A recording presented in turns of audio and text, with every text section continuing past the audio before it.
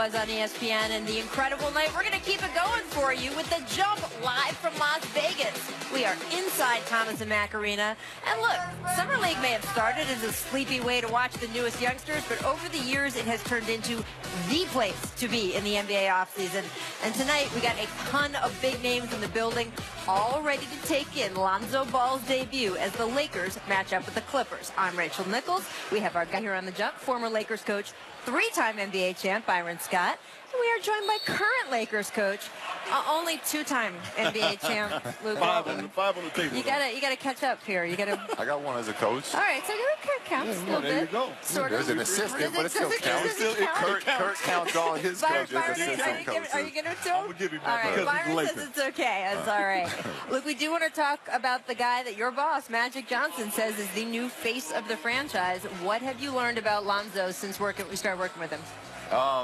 He's great, and he's what we were hoping he was going to be as far as he gets everyone the ball. He just makes the simple pass, whether it's, a 3-on-3 or scrimmaging at the practice facility. The way he plays is contagious, and that's really exciting. Now, as far as being the face, we're all really excited about him. He's 19 years old. Right. We're going to be patient. We all know, we all think he's going to be great, but it's something that in the NBA it's going to take some time. It's going to be a process, but we're thrilled that he's part of our young core going forward. You've got Magic making all his pronouncements. You've got, of course, Lonzo's dad, LeVar, making all his pronouncements. I joked that you, of all people, might be the best equipped to deal with someone whose father says a lot of things that make headlines, because you know from your own father. Are you going at it, Bill, right now, Rachel? First of all, you know how I feel about your dad. Yeah, I would never go at him. My point is that you are familiar with the paradigm, right? I am, and I'm familiar with people not liking me or judging me because of my father, and what he has said about former players. When I was a rookie, Shaq, Kobe, Karl Malone, they literally had a bidding contest to see whose personal rookie I was going to be, because they wanted to make life hell for me. But once they got to know me, we were great. Right. And I think it's going to be the same with Zoe. He's the guys on the team and him are already joking around. They're starting to get to know each other, and I don't think it's going to be that big of an issue. Byron, do you have any concerns about that? No, not really. I think Luke is right. This kid brings his own game, and the thing that I love about him when I watch him on TV is he's a very humble young man. Yeah. Doesn't say a whole lot. He lets his game do the talking. And I love watching him on the court when he played at UCLA. The fact that, like Luke said, he gets everybody the ball. He's not so much worried about his own stats. He's worried about wins. Right. And that's something that we need here in Los Angeles. And I think not only Luke and the whole coaching staff and the city of Los Angeles, they should be very excited about having Lonzo Ball here, because this guy is a game changer type player. He's a true point guard, but if he has to score, we know he can do that as well. Well, they're going to see a lot of him if they're excited about him, because I don't know, Ramona Shelburne has a story out today saying that LeVar really assured Magic and Rob Pelinka that he would take a step back once Lonzo was drafted. Now we hear news this week, there's going to be a Ball family reality show. What does the Lakers feel on that? That's their thing, right? So Zoe's been great. We've had optional workouts every day. So he's the one that we're obviously, we're concerned with. We want to develop, and his dad has been great. He hasn't been around. He's let us, So that's actually happened. So it's happened for sure. And even though they're optional workouts, Zoe has been at every single one. He's coming in early, getting his weightlifting in. He hurt his leg a little bit, so he was getting his treatment in, staying after doing his shots. So whatever they do when they leave the court, this is the NBA. All players can do that stuff. And like Coach said, he's a guy that lets his playing do the talking. Right. And we love that, because he'll answer every question you have, but they're short answers. And then he just goes out there and he plays basketball, and he plays the way that we want to play, which is a free-flowing style of game, unselfish, not concerned with how many points he's scoring, but concerned with whether his team is winning or losing. Now, his dad did say on draft night that you guys were going to win playoff games this year. You tempered that back and said, I'll just take a few summer league games. Yeah. Byron, is it maybe the truth in the middle? Is Luke not giving himself enough credit? You think this regular season's going to go okay for him? Well, I told Luke when I first sat down here, I said, Luke, this is going to be an exciting year for you. You're going to have a lot of fun. He's got some of the right pieces in place. There's no doubt about that. But I love what Luke said. You know, Mr. Ball, I hear what you're saying. You know, you're geeking up your son. That's all great and dandy. But give him some time. Let this kid develop. Let him come here in Summer League, get to know his teammates, win some games in Summer League, get that confidence up, go to training camp, go to preseason, then the regular season starts. So I like what Luke did as far as tapering down. Hey, don't get your expectations up too high right now, everybody. Let's just give this guy a chance to grow. And once he grows, we know he's going to be a fantastic basketball player. Well, I'm going to give you the middle, though. I think you're going to do more than win a few Summer League games. What do you like about this team as you head into the regular season? Well, it's a good group as far as they want to get better. They're hungry to get better. I mean, we've had, you know, 8, 9 guys in every single day since May 15th. And they want to play 3-on-3. They're asking if we can get other players in so they can start playing 5-on-5. They come in at 8:30 in the morning, which I know as a former player, I wasn't showing up at our practice site. By the way, this is a former coach of this former player. Did we see him at 8:30 in the morning? Not at 8:30. Not unless you came down to San Diego, California, and you wanted to grab breakfast and some coffee. So these players are hungry. They're tired of losing, and we feel really, really happy about the group that we have going forward right now. We think Brooke Lopez is going to be big for us. A big problem. It's tough to win NBA games unless you have a go-to guy at the end. It's just so much of a game comes down to those final 3 or 4 minutes, and we feel with Brooke, you know, it's somebody we can throw the ball down to in the post, and he can go get us a bucket when we need to. Brandon Ingram has been. That's what I was going to ask you. So has he been part of that 2 months of workouts? Yeah, he's been really good. He's coming off a sprained ankle, so he practiced for the first time yesterday. Okay. But he looks really good, and his confidence is growing. He's actually being a vocal leader out there. He was talking trash in practice yesterday, which I love. What you want to hear? Brandon Ingram was talking trash yesterday. So I think you should expect to see some nice growth out of him from last year to this year, which is natural. You know, you're 19, you're young, you come in, you don't want to say too much, you don't want to do too much. Then you get that year under your belt, you feel more confident. He's been lifting, you know, every day, sometimes twice a day. Oh, okay. And now you can see it just the way he carries himself right now. So I'm excited to watch it. That's got to be very good news for Lakers fans. We're going to let you go because, you know, you have a team to watch down here in a few minutes. I was starting to sweat. You were letting me. I didn't want to say anything. Before you go, though, this is one of my favorite guys to work with. I've actually said that I'm going to physically bar in front of his door to not let him get back into coaching. But you had him as a coach. You want to tell any one story on Byron and all before you leave? Well, first of all, I've known Coach since I was a little kid. I mean, him and my dad used to do camps together, so he was incredible. And when, you know, I still have so much love for him. Where my NBA career was kind of over in LA, and I got shipped to Cleveland, and Coach Scott gave me the opportunity to play again. And what I loved about Coach was he's just no nonsense. It was this is what we're doing. There's no BS on anything. And he gave me, we were joking earlier, with Sean Livingston, Mo Spates, Wayne Ellington, like C.J. Miles was the second unit, and he just let us play. And it was like the last chance that I really got to play the game that I love more than anything, and I owe that to Coach. So I forever have love in my heart for Coach. See, I didn't sound like I started to make fun of him, and this turned into a love fest. Very nice. Thank you so much for being here. We appreciate it. Will you come back? Thanks for making me come all the way to Vegas to get on your show, even though I live in L.A. and your show is in L.A. This is on live television, so will you come back and see us in Los Angeles, Luke? Yeah, absolutely. Ooh, we've got it on tape. All right. Thank you so much. We'll see you down on the court in a few minutes. We will be right back. Ramona Shelburne, I mentioned before, she's going to stop by to talk about the other side of What can you tell me about this guy that the Clippers are hanging their hopes on? Who is this guy? Teodosic right back at you. That's what Teodosic does. He sees all 5 defenders. The array of moves continues for Milos Teodosic. Милош снова влево, правый рукой. Юрий Теодосич, как на тренировке. Oh, lovely pass. Curving off. Good right pass again from that man, Milos Teodosic. And Teodosic! Teodosic late in the shot clock, knocking down a triple. Welcome back to The Jump. We are live at NBA Summer League in Las Vegas. Byron Scott's still with us, and now we are joined by the lovely Ramona Shelburne. Welcome. Shorter, less sweaty than Luke. A little less sweaty. It wouldn't take much to be less sweaty than Luke was in that last segment, but we'll discuss all that later. We just showed a little mixtape here of the new Clippers point guard, Milos Teodosic from Serbia. Now, he was teammates, guys, with Patrick Beverley in Greece, and Pat was so impressed with him, he said this, quote, he might be the best passer in the NBA right now. Beverley also said he used the name Milos Teodosic as a hotel alias. Of course, now that they're both with the Clippers, that will have to change. I mean, how competitive, Ramona, do the Clippers think they're going to be with no CP3, but Milos?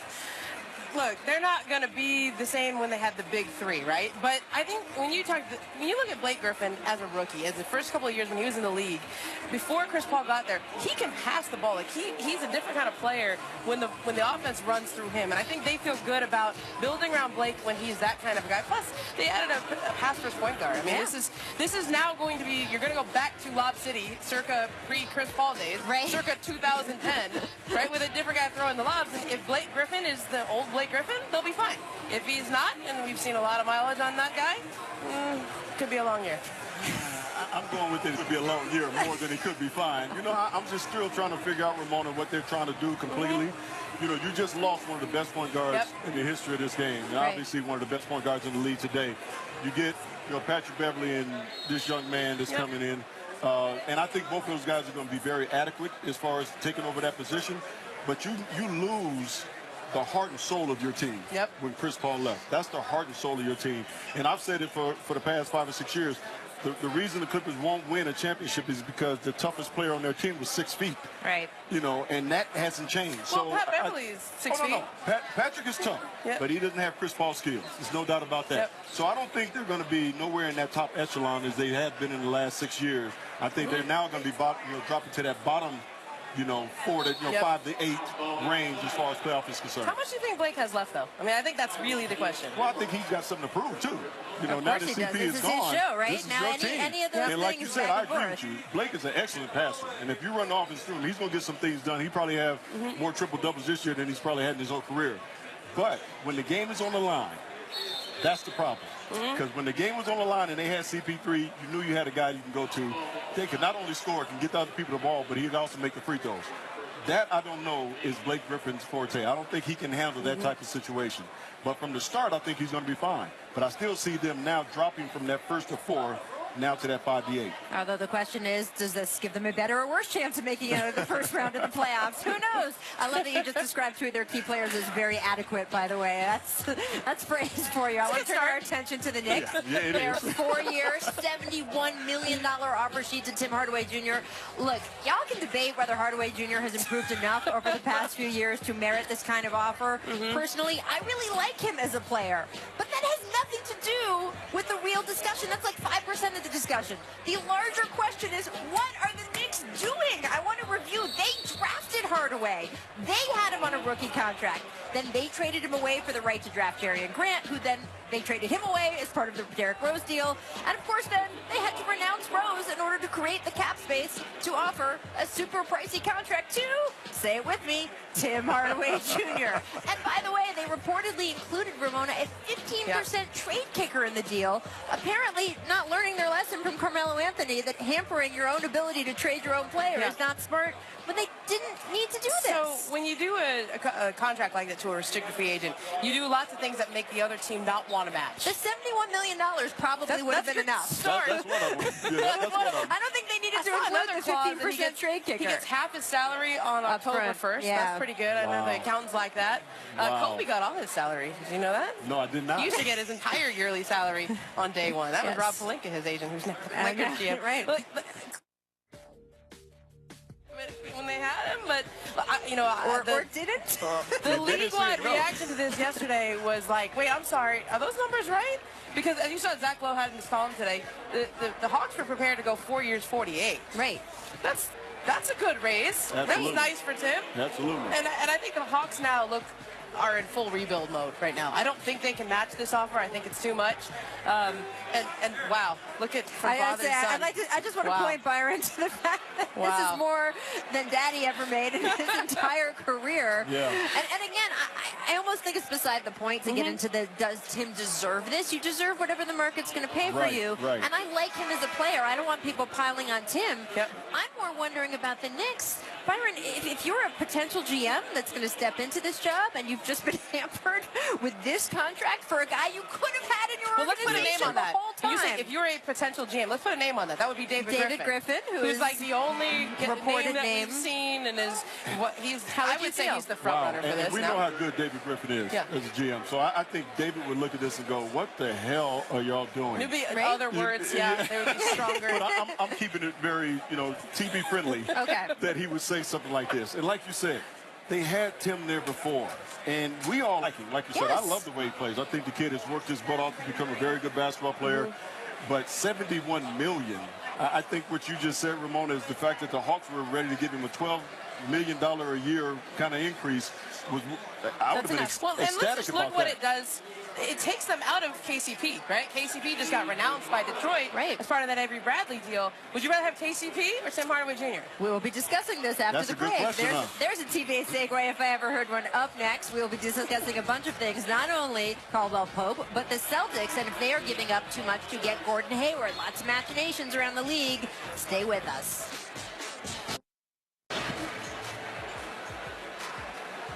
All right, meanwhile in Boston here, we've got the Celtics trading Avery Bradley and a second-round pick to the Pistons for forward Marcus Morris in order to create salary cap space for, Gordon Hayward's 4-year, $128 million max.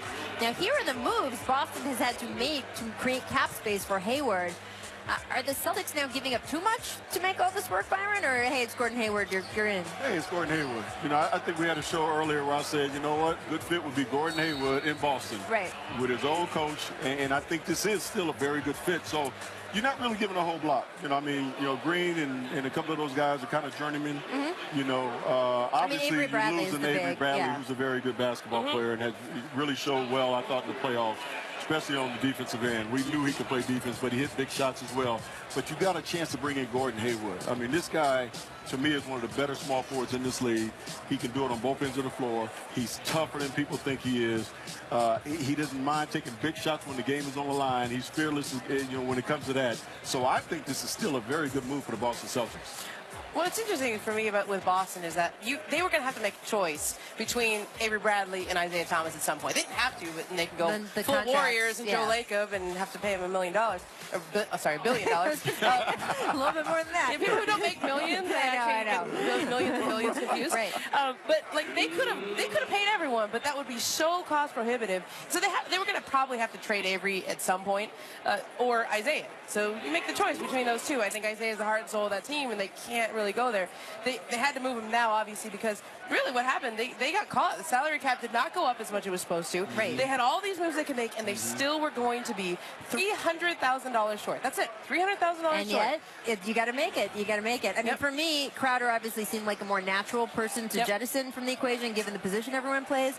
But I was one of the people who didn't vote Avery Bradley for team all defense because, to me, he's such a good individual defender. But in that system, playing next to Isaiah, he couldn't defend the way we know he can. And I think he actually might be able to show out more in that new spot. So, we'll see how he does in Detroit. I'm interested in this for both sides. I don't think it's necessarily, oh, my God, he had to trade Avery Bradley. It could work out. I want to move on to the Spurs, signing Rudy Gay, 2 years, I'm getting into the extra money. $17.2 million deal. Byron, is this going to make a difference for San Antonio? We saw them as the closest competitors to the Warriors. I don't know if Houston's moved into that. Right. Does this push them into the discussion again? Well, I think Houston has moved into that discussion a little bit more, but I think it still makes San Antonio relevant. Rudy Gay, we know he had a season injury last year. If he comes back healthy and he can be the Rudy Gay that we saw a couple of years ago in Sacramento where he could still put up numbers, he's still a problem on that end of the floor when you have to guard him. The guy has so many skills. He can still get to the basket. He got three-point range. Defensively, might be a little suspect, but I think under Pop, he will give that effort on that end of the floor. So I still think it makes the San Antonio Spurs very relevant. the thing to me is, what are they going to do from this point on? Are they going to keep LaMarcus Aldridge? Are they going to try to trade him? You know, that to me is kind of the big clog in the wheel right now. Because they can't just they can't tell Manu and Tony to retire, right? They can't tell them to do that. So until they make those decisions, they don't know what they've got, and they still haven't got Pau Gasol, right? They had Pau renounced, declined his player option. The special Spurs contract magic. You'll take less money now. We'll see what happens later. Little Jedi mind trick going on there in San Antonio. I like this Rudy Gay signing in the sense that it gives them a different look. Like they can, when the Warriors go small and Rudy's out there, like I don't know that he can play the 5, but he can play the 4. He can play the 4. The 3 and 4. And it's that Boris Diaw role. Remember a couple years ago when they had put Boris in that spot? Like Rudy could become something like that. In the best case scenario. We'll see. Best case scenario. When guys go to the Spurs, they seem to have a different gear. You know what I mean? All And of a yet sudden you they just get brought renewed. up LaMarcus Aldridge's name. So we'll see what happens. That's a different gear. I don't know. We got to take a quick break, but first I want to get to our distant replay. Sort of distant, a younger Rudy Gobert, 2013. Take a look. It feels like forever ago. Jay Kennedy looking back inside his system. And that's swatted away. Gobert coming over to help. Very nice. Very nice. That's the shot blocker at his best. Waiting for your offensive man to go up. Kings, and as always, both games streaming live on the ESPN app. It's time for Make or Miss here on the Jump. Make balloons. The Pistons have renounced Kentavious Caldwell-Pope's contract, but Woj is reporting the Lakers would be interested if he'd take a one-year balloon deal. Byron, you like the fit? I love it. I love it. This kid plays extremely hard. Developed his game over the last 3 or 4 years. Great knockdown shooter as well. But on the defensive end as well, he gives an unbelievable effort. I love this fish. All right, Miss Gratuity. Andre Roberson left just under $14 as a tip on a $487 bill. Got called out on Twitter. He fired back saying it was just a bottle at the bar. But when he tried to change the subject, guess who started ripping on him, Ramona? Steven Adams, his teammate. Amazing. Yeah, you're an NBA player. You tip a lot. Like if it's $487, you leave 100. Right? That's it. You live 20%. People will find out. That's all I got to say. Make first impressions tonight at 10:30. As aforementioned, we got De'Aaron Fox and Josh Jackson. How much are you looking forward to their debut, Byron? I'm really looking forward to both of these kids, you know, especially DeAndre Fox. I mean, that speed that he has can kill. So looking forward to him getting out in the open court and just doing his thing. So this is going to be fun. Look at that. I love the Kings turning the plot line around. All right, at the buzzer. Bum, bum, bum, bum. We have Jamal Crawford saying that he's gotten the buyout from the Hawks. We've got Sam Amick saying Minnesota, Washington, Cleveland out in front for his services. Cleveland.com's Joe Barden actually just cited a source saying he is the Cavaliers to lose. Do you think 37 years old Jamal Crawford, that's the right answer for the Cavaliers right now, Byron? Probably not. But I'll tell you what. Jamal can still play. Yeah, he'll be playing when he's 55. Yeah, at 37, I mean, you wouldn't swear he's 37 years old. That kid can still play, can put up numbers. Any team that he's on and he's coming off the bench, he going to continue to put up numbers. I agree with Ramona. Just close your eyes and pretend it's J.R. Smith. Take Like, the jersey off him before he retires. Right. He can play forever. They play ISO ball. It's Jamal's game. So would you offer, I think he's looking for $5.2 million. Would you offer that? I think that's a steal. All right, there we go. That's it for us. Ramona, Byron, if you liked it, we got more. The Jump will be back tomorrow night, but right now you got Lakers, Clippers, and Lonzo Ball. We'll all be watching. This is going to be fun. The heat in Las Vegas can be oppressive. It inspires a survivalist mentality. Survival and thriving, the name of the game for this man today. Lonzo Ball, the number 2 pick overall in the NBA draft last month, making his long-awaited NBA debut. Arriving at the Thomas & Mack Center a moment ago with General Manager Rob Pelinka of the Los Angeles Lakers. He is expected to lead this franchise to a new level, to bring it back to where they feel they rightly belong. He is the identifiable face of the program, dubbed so by the man that's running the show, the guy that used to run the show, Irvin Magic Johnson. Mark Jones, courtside, along with PJ Carlissimo. Thanks for coming aboard. So much anticipation. This building is abuzz. People drove from Los Angeles to make the trip to watch this guy What makes Lonzo Ball so special, PJ? Well, Jonesy, he makes other players on the floor better, and that's just a great trait. Guys want to play with him. Not just the way he distributes the ball, he gets them running, he finds the open player, he can score himself.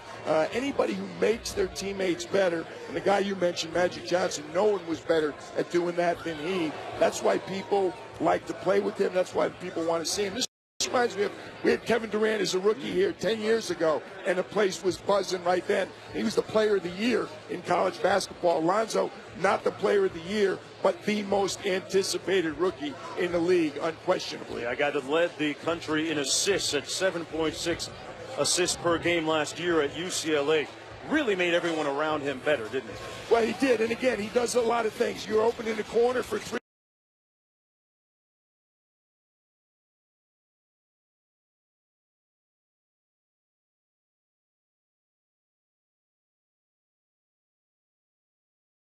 Point shot, he's going to find you. There's Kevin Love pass, former UCLA guy, full court pass, but he can go coast to coast himself. He shot over 50% from the field. People question his shot. That's not fair. He slings it a little bit, but over 40% from three. Takes a little while to get it off, but he's got all the elements in a game, and he has a great basketball IQ.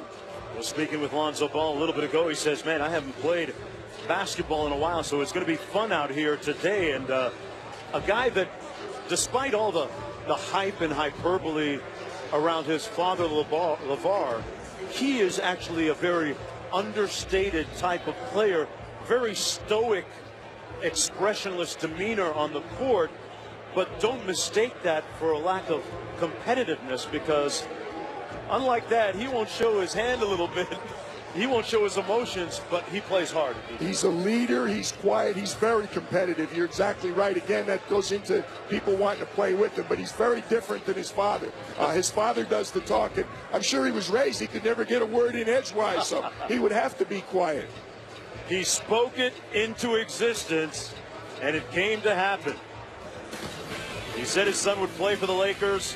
He's just a few seconds away from actually doing that. We'll be back with